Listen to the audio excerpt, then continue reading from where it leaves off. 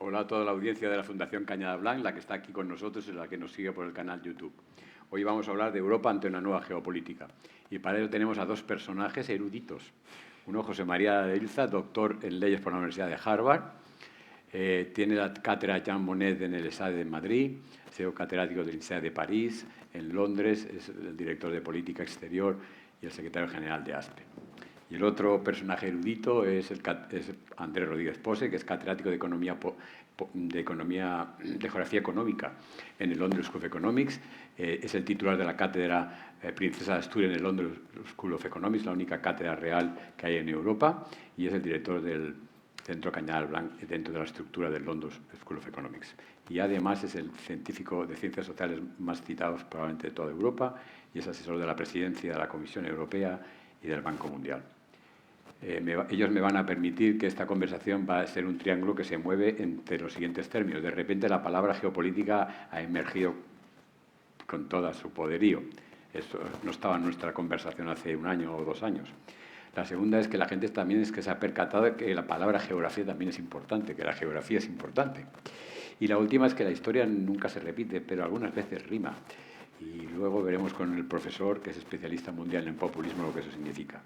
Pues vamos a empezar, José María, contigo. ¿Y cuáles son los rasgos de la nueva era geopolítica? Pues muchísimas gracias, Juan. Es un placer estar aquí en Valencia, en la Fundación Cañada Blanc. Me siento siempre entre amigos y muy bien recibido. Hemos empezado a hablar de geopolítica, en efecto, sin preguntarnos de dónde viene esta palabra. Había caído en desuso y con buenas razones. La geopolítica es el triángulo entre el poder, la geografía y la historia. Y afortunadamente hayamos evolucionado desde la Segunda Guerra Mundial a un mundo organizado a través de instituciones, basado en normas, con todas sus imperfecciones y con sus sombras. Pero era un mundo en el que no se concebía la relación entre Estados necesariamente como un juego de suma cero, sino que se podían hacer pactos, había un derecho internacional que en buena medida estaba vigente, y que después de haber superado la Guerra Fría, a partir de la llamada Pax Americana, a partir de 1990, la única superpotencia de Estados Unidos pues había sido más o menos también proveedor de estabilidad global. Y en muy poco tiempo, Europa, que es el mejor proyecto sin duda que hemos hecho juntos en muchísimos siglos, un proyecto de paz, de prosperidad, de democracia, de seguridad, se ve en un mundo en el que, primero, para el que no está preparado, y segundo, en el que no solamente a través de la invasión rusa de Ucrania vemos que hay una amenaza muy clara de uso de la fuerza más allá de Ucrania en nuestras fronteras de la Unión Europea, sino que también Estados Unidos se ha convertido en un disruptor, incluso en un rival de los europeos. El gran aliado occidental con el que hemos compartido seguridad, la integración europea no existiría sin el apoyo de Estados Unidos en su origen y a lo largo de este proceso. Y en muy poco tiempo, como decía muy bien Juan, tenemos que aprender, por un lado, a seguir cooperando con Estados Unidos, a la espera de que Trump se convierta en un pato cojo y se dedique a jugar al golf haciendo trampas, y, por otro lado, a competir, incluso a frenar a Estados Unidos en su proteccionismo, en sus amenazas y también en el daño que está haciendo a la democracia en casa y en suelo europeo. Populismo. ¿Cuánto tiempo llevamos con el populismo? ¿Cómo va? Porque hace un momento estábamos hablando que había un país que lleva 100 años de populismo, que es la Argentina. Sí.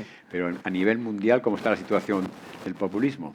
Pues primero, muchísimas gracias por la invitación. Es un placer estar aquí, estar de nuevo en Valencia, un mes después del foro que tuvimos hace sobre pues, la crisis climática. Que luego hablaremos de ello, sí. Vale, pero el populismo está en auge. Y está en auge en todos sitios. No es una cuestión solo de Europa ni de Estados Unidos, es en todo el mundo. Y el caso original fundamentalmente es Argentina, un país que cuando empezó todo el proceso populista era el 5º país más rico del mundo y que llevan pues, más de 90 años en ciclos populistas, populistas de extrema derecha, populistas de extrema izquierda. Lo curioso es que muchas veces dentro del mismo partido, el partido peronista, y cuando se cansan de los populistas tradicionales, con pequeñas excepciones, vuelven a elegir populismos más extremos. El problema es que a largo plazo se está demostrando que el impacto de los populismos da lugar a un empobrecimiento total de las economías de estos países. Y Argentina hoy en día es un país que malvive, y sus habitantes malviven con respecto a la riqueza que tenían y el potencial que siguen teniendo con respecto a lo que tenían pues, en los años 30. Otros ejemplos, pues... ¿Y en Europa? En Europa hay muchos casos. Hoy en día los populistas gobiernan o están en los gobiernos de 5 países, si no recuerdo mal: Italia, Hungría, Eslovaquia, en los Países Bajos, están también en el gobierno en Finlandia, son el primer partido en Austria y el primer partido en Polonia, y después son los, digamos, los árbitros fundamentales del gobierno sueco. Y la situación es que el populismo está en auge. Tenemos hoy en día el voto euroescéptico, que llega al 30%, 33%, 1 de cada 3 europeos está votando en elecciones nacionales por partidos contrarios a la Unión Europea. El voto de populismo de extrema derecha ha llegado al 24% en todos los países de la Unión Europea, cuando en los años 30 no pasó del 22%. Y el problema es que una vez que los populistas cogen el gobierno, es muy difícil sacarlos del gobierno.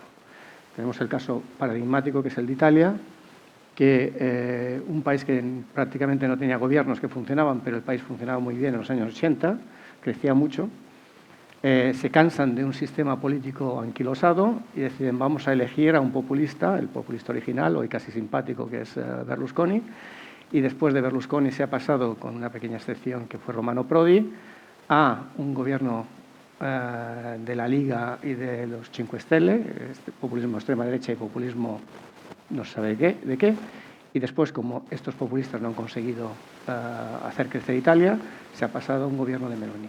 La consecuencia es que Italia lleva 30 años sin crecer. ¿En términos globales económicos? En términos económicos absolutos, el nivel de renta de los italianos hoy en día es exactamente igual al que se tenía en el año 1990. Bueno, datos impresionantes. José María, ¿Trump es una tormenta pasajera? ¿O va a estar aquí o vamos a hacer un cambio político? Sí. Trump es una respuesta muy equivocada a preguntas certeras, ¿no? Y Trump es nada más que la punta del iceberg, y debajo de Trump hay un movimiento populista, pero también una combinación de fuerzas en Estados Unidos que están muy descontentas con esa narrativa ortodoxa, demócrata, la América que tiene acceso a la educación superior, la América que ve la parte de soledad de la globalización de las grandes ciudades y que tienen una visión de la vida mucho más optimista.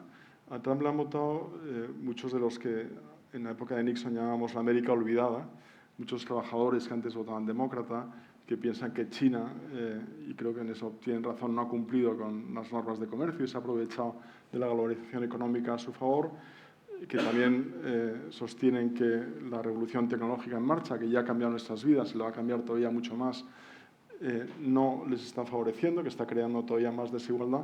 En Estados Unidos ahora mismo el código postal es el dato fundamental para saber si el código postal en el que nace una persona es el dato fundamental para saber hasta dónde va a llegar en términos de avance económico y social. Es decir, el sueño americano ya no existe, está roto.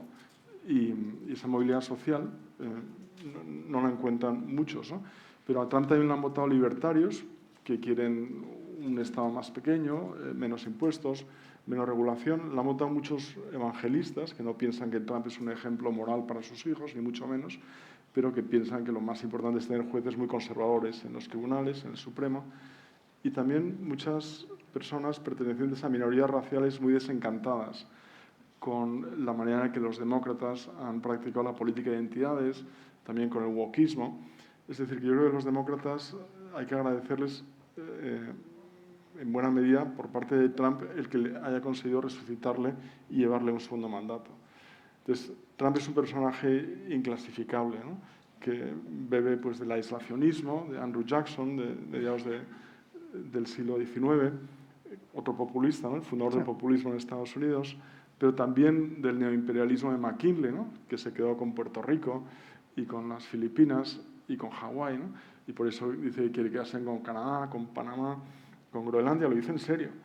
Y por otro lado está en manos de los tecnooptimistas, que eso es lo que más me preocupa a mí, que es este grupo, le llaman la mafia de PayPal, ¿no? Este grupo de tecnólogos que les ha ido muy bien en esta revolución tecnológica y que piensan que ellos son superhombres y su visión es una visión darwinista en la que el Estado es un problema, la protección del medio ambiente es equivocada, por no hablar de las políticas sociales, y que, por supuesto, no tiene que haber reglas del juego para esta revolución tecnológica. No solo en Estados Unidos, sino tampoco en Europa. Acordamos del discurso de J.D. Vance, del vicepresidente, en la conferencia de Múnich hace unos meses, cuando hablaba de libertad de expresión, lo que quería decir es que los europeos no tenemos derecho a aplicar normas europeas sobre el mercado que tengan que ver con la tecnología, ¿no?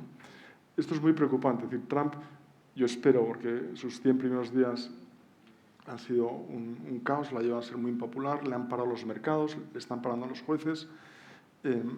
Creo que va a perder las elecciones legislativas de octubre, de noviembre de 2026, y que eso le va a tranquilizar en el mejor sentido de la palabra. Pero después de Trump está el trumpismo.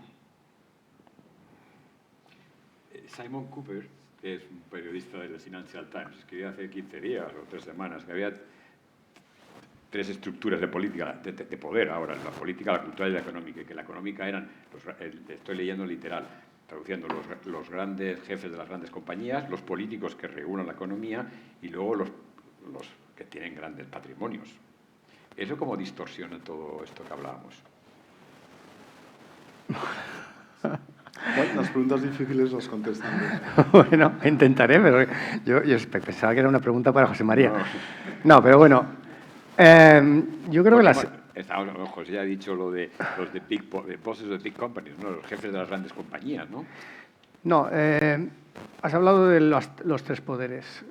Lo que está, desde mi punto de vista, y corrígeme si lo consideras que no es adecuado, lo que está demostrando es que el poder político es el poder último, el que domina todo. Porque yo no creo que ningún de los grandes mogules, a lo mejor Elon Musk, pero americanos, esté contentísimo con el gobierno de Trump. De hecho, lo que han ido todos los hombres, sobre todo hombres, porque son todos hombres, más ricos del mundo a rendirle pleitesía, es porque el poder político determina su capacidad para poder seguir ganando dinero. Sí que tienen esta idea de que pueden ellos, digamos, modelar la sociedad, pero de hecho no lo están consiguiendo. Los que están modelando la sociedad son un montón de minorías, que las ha dicho muy bien José María, que se unen y que conforman una mayoría de gente generalmente olvidada, de gente que se ha sentido que durante mucho tiempo no ha tenido beneficios de un sistema que ha contribuido a mayor desigualdad, concentración de la riqueza, concentración en determinadas personas, concentración en determinadas zonas del país y que al resto del país lo ha abandonado. Y entonces estas personas buscan en un primer momento cambiar el sistema y cuando ven que no lo pueden cambiar, lo que buscan es sacudir el sistema de la manera más fuerte para que el sistema se caiga. Y Trump es verdaderamente el objetivo fundamental, es decir, cómo en cualquier democracia pueden acabar eligiendo a Trump. En un partido como el Partido Republicano, donde han salido muchos de los grandes presidentes de Estados Unidos. Más que nada es por un grupo, una gran coalición de gente olvidada, y no hay que olvidar que Trump ganó la presidencia con menos votos de las que la perdió en el año 2020 y con muchísimos menos votos de la que ha vuelto a ganar ahora mismo. Teniendo en cuenta que Trump durante toda la campaña contó con mucho menos dinero, también hubo otros condicionantes, que Kamala Harris, por ejemplo, para hacer la campaña electoral, que es decir, que el dinero no ha conseguido lo que quería. El dinero quería el status quo. Lo que tienen ahora es Trump, que es un personaje que está haciendo lo que quería la gente, los perdedores son los que se consideran perdedores, nosotros hemos perdido, pero vamos a hacer que sientan todos los demás que han perdido, y en esa situación lo que lleva es a que tengan que ir a rendir pleitesía para ver si pueden influir algo en un personaje que al fin y al cabo es impredecible. Ahora esta pregunta para los dos, pero quizá, José, ¿cómo tiene que reaccionar Europa ante esto? Pues Europa tiene que liderar el mundo libre, nada menos. Entonces no tiene las capacidades para hacerlo. El mundo, antes ya del segundo advenimiento de Trump, se había convertido en un mundo en el que la seguridad es el imperativo dominante, la seguridad entendida desde un punto de vista nacional. Y eso da lugar a un mundo fragmentado, como hablábamos antes, con instituciones multilaterales debilitadas, con normas internacionales puestas en cuestión, con el uso de la fuerza o la amenaza a la fuerza como principio rector de relaciones entre Estados. Y para ese mundo, lo dijo muy bien Josep Borrell al principio de su mandato, hace más de 5 años, Europa no está preparada, no entiende el lenguaje del poder. Otra metáfora que utiliza también Josep, si no estás sentado a la mesa, eres parte del menú, ¿no? Y entonces, Europa no ha invertido de manera inteligente, coordinada, en defensa. Es verdad que gasta un 40% de lo que gasta Estados Unidos, pero hay 23 tipos de fragatas, 14 tipos de cañones de tipo medio. En fin, desde el punto de vista de la lógica, de la eficiencia de hacer una defensa europea, todos sabíamos que no estábamos ahí. El único sistema defensivo europeo se llama la OTAN, pero ahí manda Estados Unidos. Entonces, tenemos que ser capaces de conseguir capacidades propias en defensa y en seguridad. Tenemos también el reto de que la palabra seguridad hoy en día se ha ido expandiendo a cada vez más ámbitos, ¿no? Entonces, el comercio y las inversiones son seguridad, la energía es seguridad, como hemos visto hace muy poco en España. La salud, por supuesto, es seguridad. Las migraciones son seguridad. Y entonces, todo se desde esta óptica de seguridad. El núcleo duro sigue siendo el ámbito militar, defensa. No es solo un tema de capacidades, sino es un tema de cultura. La mayoría de los europeos son pacifistas, no están dispuestos a que sus hijos, sus hijas, ¿no?, luchen, incluso que mueran por sus países, por defender Europa. Solamente hay 2 países con mentalidad de potencia militar, Francia y Reino Unido, que afortunadamente está volviendo a cooperar con el continente. Pero Europa tiene que liderar el mundo libre, tiene que defender, yo creo, en lugar de valores europeos, tiene que defender valores occidentales, porque buena parte de Estados Unidos va a ser receptiva, Iberoamérica también buena parte, los aliados de Estados Unidos en Asia están esperando a Europa, Canadá, por supuesto, con la victoria de Mark Carney. Es decir, yo creo que tenemos ahora una gran oportunidad, no tanto como para darle el premio Carlomagno a Donald Trump, como se ha dicho, pero sí para aprovechar esta oportunidad y coger nuestro destino en nuestras manos. No es fácil porque la integración europea, lo ha escrito muy bien Andrés, está en horas bajas, faltan liderazgos y el populismo pues crece, también crece en España, ¿no? Hay manifestaciones incluso dentro del gobierno todos los días, ¿no? Y esto es muy preocupante, pero aún así los ciudadanos europeos todavía confían más en las instituciones comunitarias que en las instituciones nacionales. Entonces, es una oportunidad para que Europa sea un actor, eso sí, no simplemente para competir con Estados Unidos y con China, ¿no?, que son 2 superpotencias disfuncionales, sino para seguir defendiendo el mundo libre, principios, valores, es decir, alejarnos de esta visión de un realismo descarnado en el que lo único que importa es la fuerza, ¿no? Como dice Trump, ¿cuántas cartas tienes, ¿no? Que el mundo no sea una partida de póker, sino que sea una conversación lo más civilizada posible para intentar que todos ganen, ¿no? Y para que la ley del más débil, que hemos conseguido los europeos, que sea nuestro objetivo en nuestro Estado social, también sea nuestro objetivo en el plano internacional, ¿no? ¿Cómo lo ves tú? Pues yo voy a empezar diciendo que soy un europeísta convencido. Y creo que José María lo ha descrito muy bien, el proyecto europeo como el proyecto más ilusionante y más fuerte que hemos tenido. Pero voy a ser más, iba a decir realista, no creo que sea realista, voy a ser más pesimista en este sentido. Europa llegó a su culmen en los años 90, cuando también era la Pax americana, dominaba Estados Unidos, pero en el año 2000 Europa representaba 1/4 de la economía mundial. Hoy en día, en el 2025, somos el 16%. Es decir, el resto del mundo ha crecido, está muy bien, pero nosotros, en términos relativos, hemos perdido mucho. Somos un continente mucho más desunido. Más que nada porque han crecido los populismos. Estamos hablando de lo que pasa con Trump y como si Europa fuera un continente unido. Europa está mucho más desunida que antes. Más que nada porque en todos los países crecen los populismos.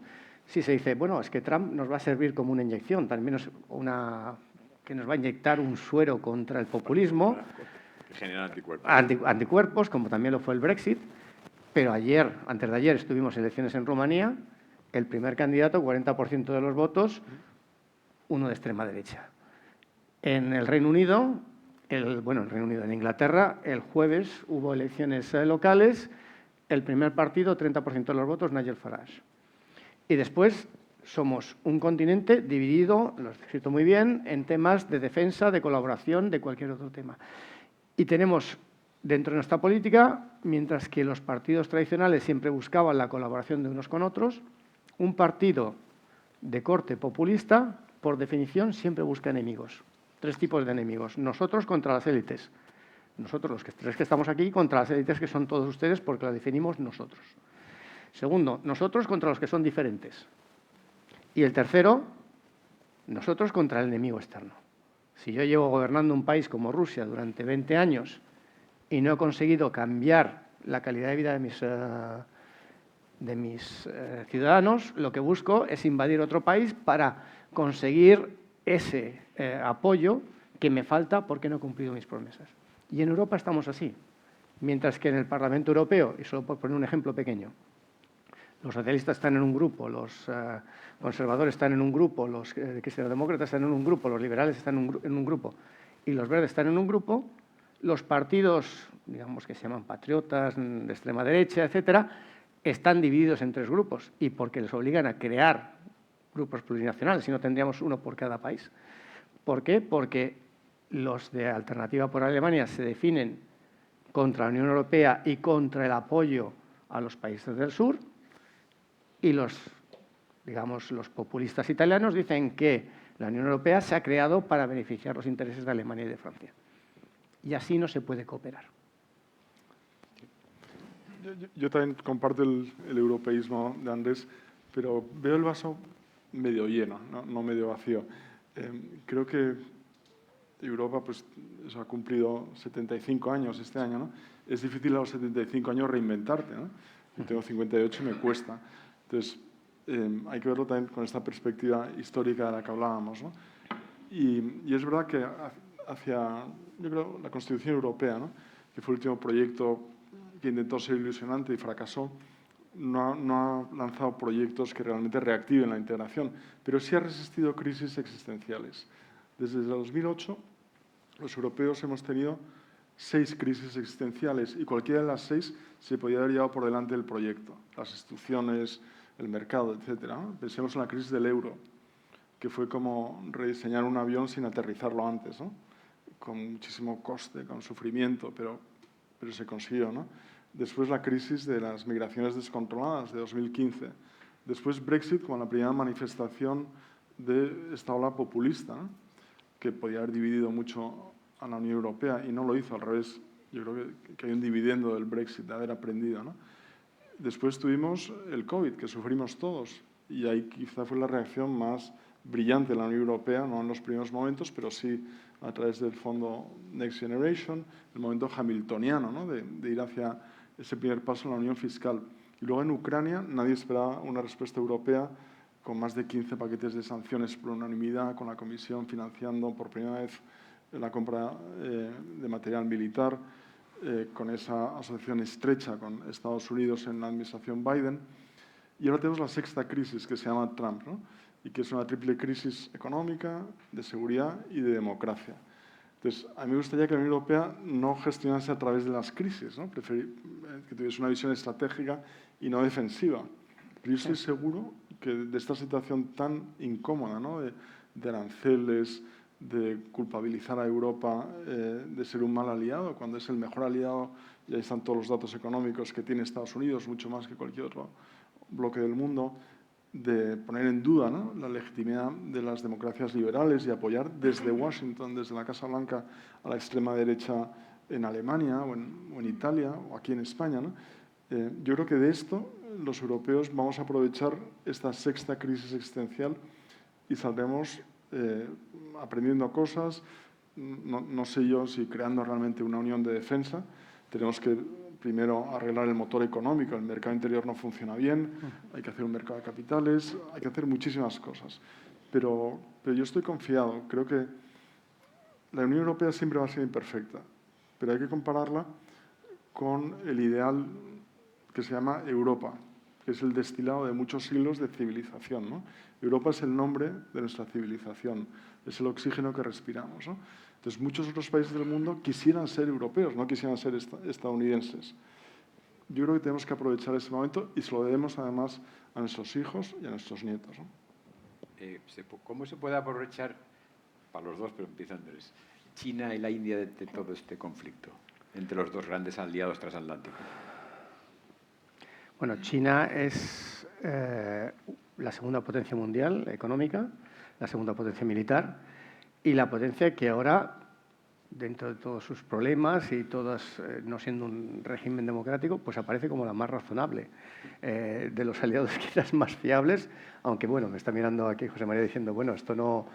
Pero es una, digamos, una gran potencia que ha conseguido crecer aumentando, sin libertades, pero aumentando la calidad de vida de sus ciudadanos y que después que ha seguido jugando, muchas veces sin jugar por las reglas del juego, pero las reglas del juego eran claras. Nosotros también se creó por parte de los países occidentales una globalización que nos ha servido mientras hemos considerado que nos ha beneficiado. En cuanto ha habido otras partes del mundo que nos han adelantado, hemos querido, o por lo menos algunos están queriendo cambiar las reglas del juego. ¿Cómo se pueden aprovechar? Pues bueno, se van a aprovechar porque cada vez más los países europeos, Europa no va a poder mirar a Estados Unidos como aliado y va a tener que diversificar.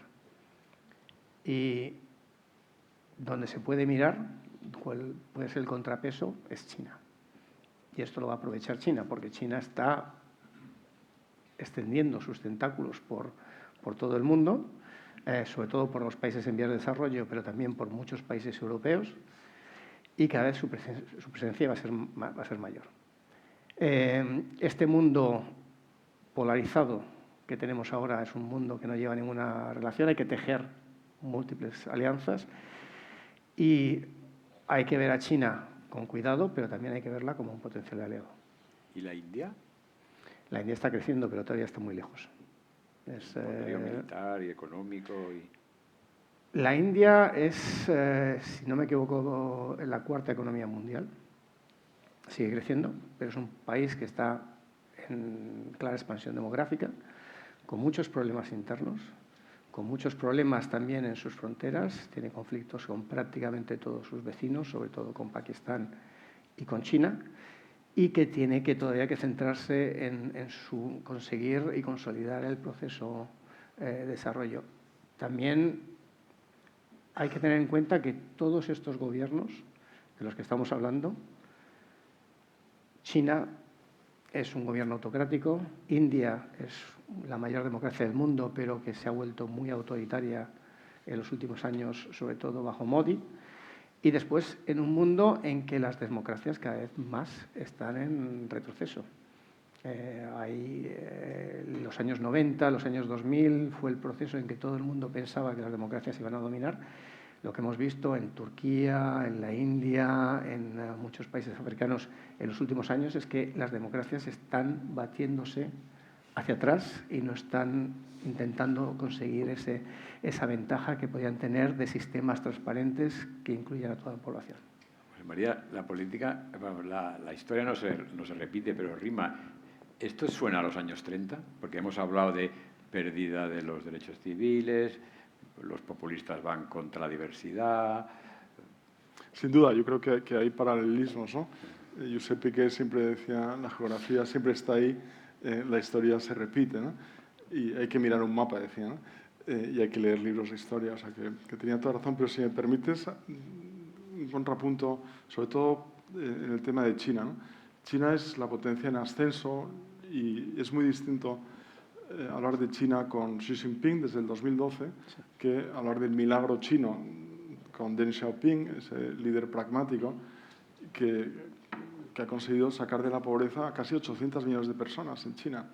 Xi Jinping es un líder nacionalista, vitalicio, que le está yendo muy mal. El otro día alguien me decía, esto es como China, la economía es como un Boeing 747, que tiene 4 motores, pero hay 3 que están rotos, ¿no? El consumo, el consumo, el inmobiliario, la intervención estatal, y le quedan las exportaciones, que están empezando a fallar, ¿no? Y China necesita, porque es su fuente de legitimidad, que vaya bien la economía, ¿no? Este año es solo el 5% del crecimiento, que probablemente no es suficiente para satisfacer, ¿no?, esa demanda económica, social, que permite que haya estabilidad, ¿no? China es un sistema leninista capitalista. Yo no creo que ninguno de nosotros le gustaría vivir en China como un ciudadano medio, donde no hay libertades, donde se eliminan directamente a las personas disidentes, donde hay un sistema de censura, de control a través de medios tecnológicos y de crédito social individual, ¿no? Para comprar un billete de avión, para irte de vacaciones, tienes que demostrar que eres un buen ciudadano chino, ¿no? Es Orwell realmente, ¿no? Y hay que reconocerles que han hecho muy bien su proyecto nacional en el ámbito de la tecnología, ahora en el ámbito militar, tienen la primera armada, los mejores aviones de combate ya, están haciendo un pulso con Estados Unidos en el ámbito tecnológico, que puede que ganen si Trump no deja que los que realmente saben, ¿no?, lleven a cabo, tomen las decisiones en Estados Unidos. Pero yo no creo que sea un buen aliado. ¿Hay que comerciar con China? Sí, en algunas cosas, ¿no? ¿Hay que llevarse bien? Sí, pero no es la opción de Europa. Me parece que es una frivolidad pensar que podemos elegir entre Estados Unidos y el resto de Occidente. Lo que tenemos que hacer es, en este momento tan malo de relación con Estados Unidos, tan difícil, acomodarnos, tener paciencia, ganar tiempo, crear capacidades propias, aguantar el chaparrón, que decimos en España, ¿no? Pero, desde luego, a nadie se le ocurre, yo creo, pensar que China además, ahora ya ambiciona cambiar el orden internacional. Ya no es simplemente el imperio del centro, que lo ha sido durante tantos siglos, que considera tributarios a los demás estados. Ahora tiene un proyecto de proyección de su modelo autoritario. Es el primer socio comercial de 120 países del mundo. En la ruta de la franja y la seda está haciendo una inversión muy fuerte en infraestructuras, en distintos proyectos en África, en Iberoamérica, en Europa también, ¿no? Como el puerto del Pireo en Grecia, ¿no?, o el aeropuerto de Lisboa. Y yo creo que como occidentales tenemos que poner freno a esa idea de que China es mejor que nosotros, ¿no? China realmente hay que mirarla con cuidado, ¿no? De todas formas, la cuestión aquí es quién es un buen aliado hoy en día. En ese sentido, tú lo has dicho, ¿es Trump un constipado de los Estados Unidos o es un fenómeno que se puede mantener durante mucho tiempo? Y si nosotros nos podemos mantener unidos como Europa. China es un gigante, pero tiene una debilidad muy fuerte, que es ese pacto que tiene con sus ciudadanos de que es intercambio de mejora de la calidad de vida, de crecimiento, frente a una supresión de libertades. Si no se mantiene el crecimiento, seguramente la población se va a rebelar. Y ya se vio una pequeña rebelión durante las épocas finales del COVID, donde hubo caceroladas tremendas en Shanghái porque la gente ya no aguantaba más estar encerrada. Pero aún así sigue siendo la que más invierte en I+D, la que está innovando más, sigue siendo el taller del mundo y está manteniendo un ritmo de crecimiento que sí, que no es solo el 8% del PIB per cápita que tenía hace unos años, es el 5%, pero con una población que está estable o que va a caer. En ese sentido, creo que no que vaya a ser el principal socio comercial, ni que vaya a ser el principal aliado, pero sí que hay que buscar que tenemos un mundo que es distinto al que teníamos hace 15, 20 años y que hay que tejer una red muy compleja de alianzas para intentar, por lo menos, mantener el status quo. No podemos intentar liderar nada si somos débiles internamente y si no tenemos aliados por todas partes. Yo creo que para Estados Unidos, con o sin Trump, es muy importante que Europa esté junto a Washington en la idea de frenar el ascenso de China. O sea, hay una nueva guerra fría en marcha, es distinta a la primera, ahora ya no es una guerra entre Unión Soviética y Estados Unidos, es entre China y sus aliados, ¿no?, Rusia, Corea del Norte, Irán y Estados Unidos y sus aliados. Y quien esté en Washington, el primer objetivo es frenar el ascenso de China. Y a los europeos se nos espera en el Indo-Pacífico, porque Estados Unidos sabe que, incluso lo sabe Trump, que necesita aliados en esa tarea. Y lo vemos en decisiones sobre tecnología, ¿no?, en Europa. En Europa somos esclavos digitales porque no hemos hecho los deberes y no hay ninguna empresa importante de las primeras, ¿no?, que lideran la revolución digital. Y Estados Unidos, a cambio, ¿no?, de permitir que funcione toda la tecnología digital de nuestro día a día en Europa, una de las cosas que piden es que estemos con ellos frente a China, ¿no? Si alguien quiere preguntar, porque nos siguen por el canal YouTube o los que están aquí, pues que nos vayan pasando las preguntas. Mientras tanto nos movemos a la agenda global, las migraciones. Andrés, ¿cómo va a estar las migraciones? Tú que eres especialista en geografía económica. Tenemos un mundo que en una parte del mundo está en crisis demográfica y en otros sitios está explotando. En crisis demográfica está en Europa, está cada vez más Asia. Corea del Sur tuvo hace 2 años la tasa de fecundidad más baja que se ha registrado en toda la historia, 0,71 hijos por mujer. Pero en China se calcula que ahora un país que tiene pues 1.400.000 habitantes, casi 1.400.000 habitantes, va a tener a final de siglo en torno a 700 millones de habitantes, es decir, se va a reducir a la mitad la población. Y en cambio, el único continente que está creciendo y está creciendo a manera muy rápida es África.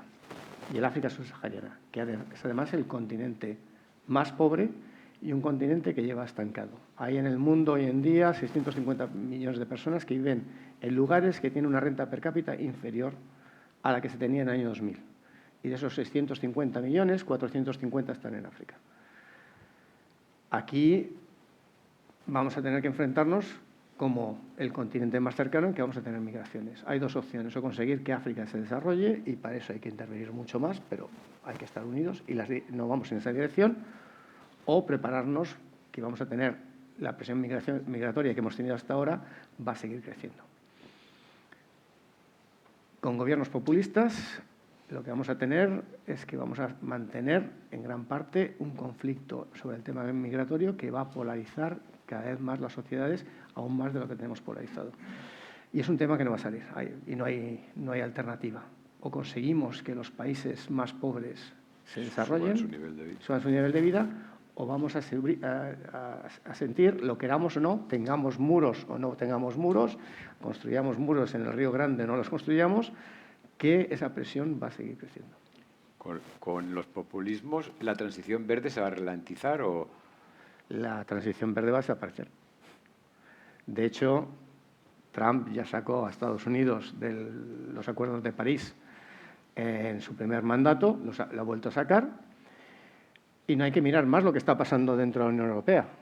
La transición verde, el cambio climático, la lucha contra el cambio climático, y aquí hay que decir una cosa, el cambio climático es real y es antropogénico. Los datos están ahí, pero ha pasado de ser la primera preocupación, y se puede discutir si era necesario que fuera la primera, pero de la antigua Comisión Europea, de von der Leyen 1, digamos, a pasar a ser, hoy en día, dependiendo de cómo se mire, porque cambian las prioridades por semana, la quinta o la sexta.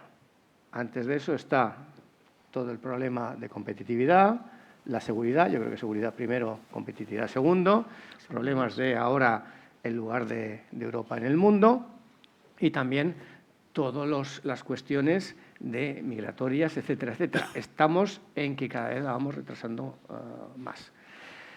Y entonces muchos de los temas sobre los que había gran consenso, con el crecimiento de los populismos, que es una reacción contra ese consenso, digamos, de los partidos más establecidos, se están cuestionando y se están cuestionando de manera muy profunda. Algunas veces con una cierta razón, muchas otras sin razón, y yo creo que lo ha dicho José María antes también, en todos los casos con soluciones que son mucho peores de lo que se tenía hasta ahora. ¿Vaso medio lleno o medio vacío? El vaso está mucho más vacío que antes. ¿Tú qué opinas? Yo sí estoy de acuerdo que se ha retrocedido tanto en lucha contra el cambio climático como en una gestión inteligente de las migraciones. Uno de los problemas, y tampoco es por echarle todas las culpas a Trump, ¿no?, que haríamos los que tenemos que escribir una columna todos los domingos sin él, ¿no? Uno de los problemas de la disrupción trumpista es que también es una gran distracción de los asuntos fundamentales de la agenda global, ¿no? ¿De qué deberíamos estar hablando? Deberíamos estar hablando no de cómo Europa, que es responsable del 7% de las emisiones de carbono, ¿no? Sino cómo el mundo, tanto los países en vías de desarrollo como China y Estados Unidos, los principales contaminantes, atajamos un problema que es existencial, ¿no? Y que está ahí, ¿no? Lo estamos notando ya mes a mes. O en el tema de las migraciones, donde nos jugamos directamente todo nuestro futuro, ¿no? Pues una de las decisiones de Trump, que ha sido eliminar la cooperación al desarrollo, ha hecho que la mitad del dinero para salud global en África desaparezca.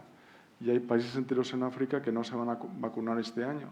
Y eso tiene un efecto, sin duda, sobre el aumento de migraciones descontroladas, ¿no? De eso es de lo que deberíamos estar hablando. Sí. Y de qué podemos hacer los europeos para mejorar el sistema global. O sea, hay que ser también autocríticos. Europa ha pecado de hiperliderazgo en la lucha contra el cambio climático. Yo creo que no ha atendido del todo a quiénes van a ser los perdedores, no ha dicho realmente las cosas como van a ser si se produce esta transición verde acelerada, que es muy necesaria. Y luego no hemos invertido suficiente en crear un sistema global. El sistema de las cumbres, de las llamadas COP de Naciones Unidas, es muy imperfecto, lo sabemos desde el principio, pero no lo hemos mejorado y está lleno de agujeros y de imperfecciones, ¿no? Y una cosa que lo acabas de tocar ahora, que estaba en la agenda global, es la salud pública. Es decir, en África estamos con 600 millones de personas con problemas de salud gravísimos. La guerra del Yemen tiene a 1,8 millones de niños en la hambruna. Solamente hay que recordar que el 1 de noviembre del 2018 el editor del New York Times sacó una fotografía horripilante, un niño muriéndose, al día siguiente murió. Eso conmocionó al mundo de hambre, murió de hambre. Y hay 1,8 millones más. Luego ahora, con todo el Trump ha cortado todas las ayudas sanitarias, pues la catástrofe en África está cantada. Y entonces, pero de déficit de vitamina A, de cosas tan elementales que piensas que eso no vuelva a pasar, y ceguera por déficit de vitamina A, y una cosa increíble. Bueno, pues siguiendo con el mundo global, es decir, ya una cosa que es casi un tópico, en este mundo de populistas inestables, la irrupción de la inteligencia artificial, ¿cómo nos va a afectar? ¿O cómo nos afecta en esta lucha política que hay mundial? Yo aquí soy optimista. La inteligencia artificial se está hablando, hay que distinguir entre dos tipos o dos partes de la inteligencia artificial. La capacidad para generar inteligencia artificial, donde Estados Unidos tiene la gran ventaja, pero también China está siguiendo los pasos a una cierta distancia, pero segundo, y Europa pues está intentando hacer algo, pero muy poco. Pero la inteligencia artificial tiene la gran ventaja de que es relativamente fácil de adoptar en muchos empleos, entonces en muchas actividades. Y permite que muchas zonas del mundo y de nuestros países, donde antes no se podía innovar o se podía innovar mucho menos, o la capacidad de innovación de las empresas, de los individuos, de las actividades, se puede hacer hoy en día a menor coste y de manera mucho más rápida. Yo estoy trabajando mucho en estos temas de absorción y adopción de inteligencia artificial en aquellas empresas, en aquellos lugares donde se han adoptado la inteligencia artificial de manera más rápida, están creciendo más, están reduciendo las disparidades y, sobre todo, están beneficiando a aquellas empresas que estaban más lejanas de la frontera tecnológica y también aquellos lugares que estaban no cerca de los más avanzados de nuestros países, sino más alejados. Entonces ofrece una ventana de oportunidad. ¿Que va a haber un proceso de ajuste? Está muy claro, porque muchos empleos se van a ver afectados, muchos empleos van a desaparecer, pero se van a generar otro tipo de empleos. Yo creo mucho en la tecnología, cualquier otra revolución tecnológica que hemos tenido antes ha sido una revolución que ha generado a medio y largo plazo mucha riqueza y mucho empleo, con procesos de ajuste y procesos de ajuste duro. Yo creo que la inteligencia artificial puede ser una nueva revolución de este tipo, quizás incluso más grande, pero que va a ser generalmente más democrática porque va a ser menos costosa para la adopción y, sobre todo, se va a difundir de manera mucho más rápida, porque podemos decir, bueno, es que hay un problema de carga energética, pero incluso en los países más remotos de África, digamos el caso de Somalia, todo el mundo tiene acceso a Internet, todo el mundo puede utilizar inteligencia artificial y todo el mundo puede tener acceso a esa innovación, con unos conocimientos relativamente básicos. Antes de dejarte paso, un dato. En la India hay más teléfonos móviles que inodoros. Por 10, sí. Con lo que se supone de salud pública. Perdona. Yo aquí sí veo el vaso medio vacío, por ser un contrapunto de mi amigo Andrés, al que admiro y sigo todo lo que puedo. Yo creo que los grandes problemas de la revolución tecnológica, en concreto la inteligencia artificial, no son de sector, no son tecnológicos, no son de desarrollo, son éticos y políticos. Y por eso los mejores tecnólogos hace unos años dijeron hay que pausar, hay que empezar a pensar dónde queda la dignidad humana, dónde queda la igualdad, quién gana y quién pierde, ¿no? Y cómo hacemos que los perdedores pues eso, no voten a partidos y a gobiernos que acaben con esa civilización, ¿no? Hay 3 ámbitos que me preocupan especialmente. Uno es el de armas automáticas, como en la defensa, ¿no? Al aplicar tecnología digital, inteligencia artificial, estamos en un momento en el que hay sistemas de armamento que se pueden dar órdenes a sí mismos, ¿no?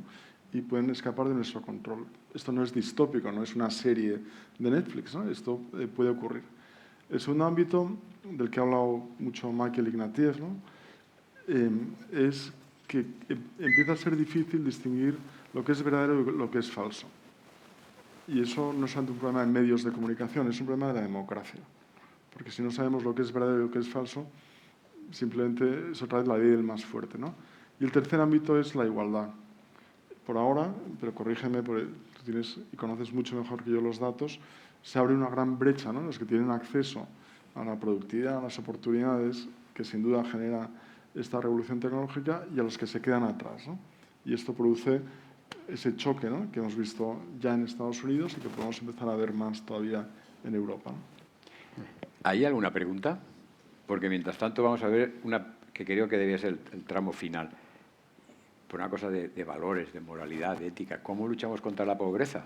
Porque se están generando bolsas inmensas de pobreza en el mundo, ¿no? ¿Me permite una pregunta? Sí, claro, pero con el micrófono. Pero si no me grabo. Yo mientras tanto, si quieres. Buenas tardes. Estoy encantado de haber venido. Gracias a Cañada Blanc. Ha sido un placer. Sigo bastante sus contenidos a través de algunos medios que yo tengo, pero me quisiera llevar un resumen de las conferencias y de las ideas que han puesto.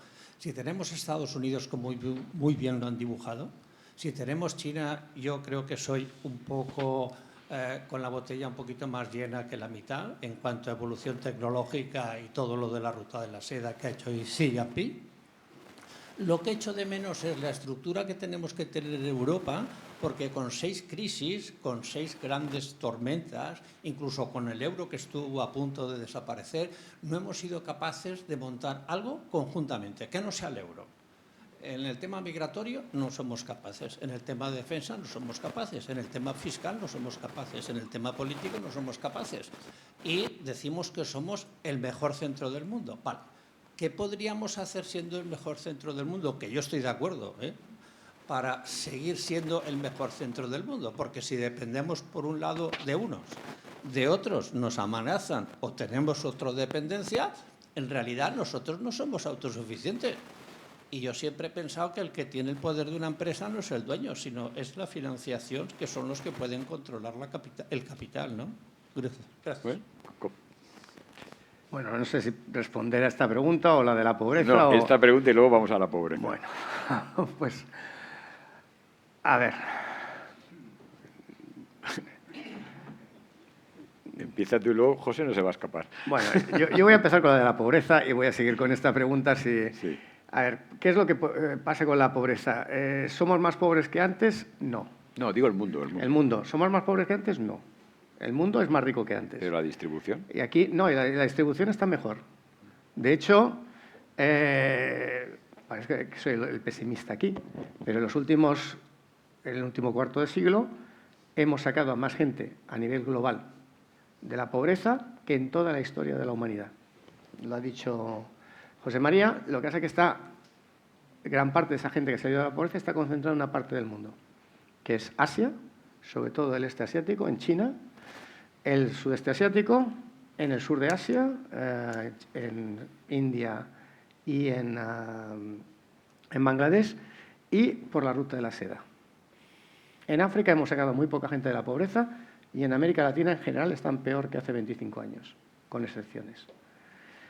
Entonces, tenemos una situación en que se puede sacar a la gente de la pobreza, pero para eso hay que tener los mecanismos adecuados. Hay que tener primero las instituciones adecuadas, y las instituciones en muchas partes de Asia son imperfectas.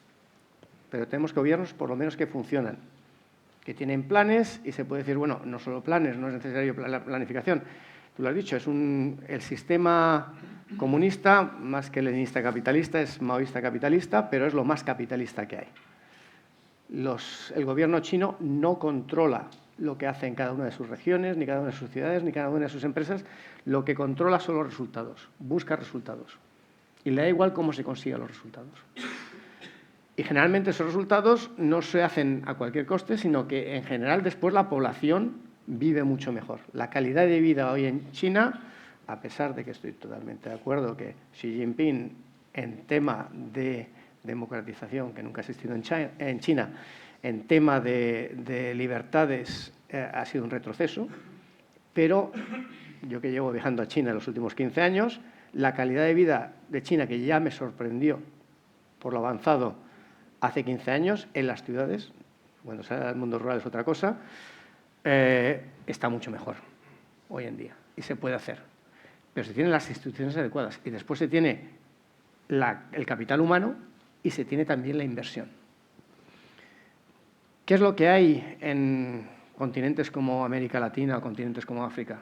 Hay un potencial enorme, hay capital humano que se podría utilizar, pero en condiciones institucionales que no funcionan.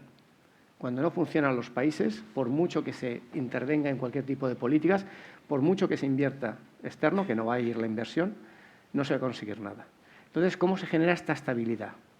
¿Y cómo podemos contribuir o colaborar los europeos y los norteamericanos en este proceso?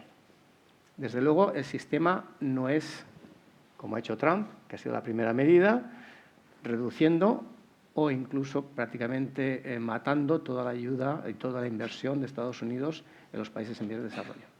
Si tienes poblaciones con menor salud, si tienes poblaciones que no pueden alimentarse, si tienes poblaciones que no pueden generar proyectos de vida y proyectos de crecimiento, lo que vas a tener es gente que malvive, que va a generar más problemas para toda la sociedad y para todo el mundo, para ellos mismos, y van a intentar buscar soluciones cada uno por su cuenta. Nosotros tenemos que intentar liderar en ese campo. El problema es que estamos muy desunidos y no lo vamos a poder hacer. Sobre Europa diría tres cosas, ¿no? Europa está sobrediagnosticada. Sabemos lo que tenemos que hacer, ¿no? El problema es luego cómo ganar las elecciones, ¿no? Que decía Juncker, ¿no? Los informes Letta, Draghi, hay una hoja de ruta política, económica, militar, ¿no? Que yo creo que está muy clara. Y los principios y los valores se prueban en los momentos de dificultad. Es muy fácil ser europeísta cuando todo está a favor, cuando no cuesta nada, ¿no? Yo creo que es el momento de decir, oye, a lo largo de nuestra vida tenemos que hacer frente a dificultades y este es el momento de que Europa tenga esa mirada larga, de liderar el mundo libre, de querer hacer las cosas que sabe que tiene que hacer, que habrá costes, ¿no? Pues hay un trade-off con las políticas sociales, pero es un momento, yo creo, ya más que existencial, ¿no? Ya no es simplemente una crisis más, ¿no? Luego la otra cosa que me gustaría decir es que ¿dónde podemos encontrar inspiración, líderes? Yo creo que hay que rebajar el discurso sobre el liderazgo. Yo creo que el liderazgo es un error planteado como un acto salvífico de alguien que viene a hacer que todos tus problemas desaparezcan de forma mágica, ¿no?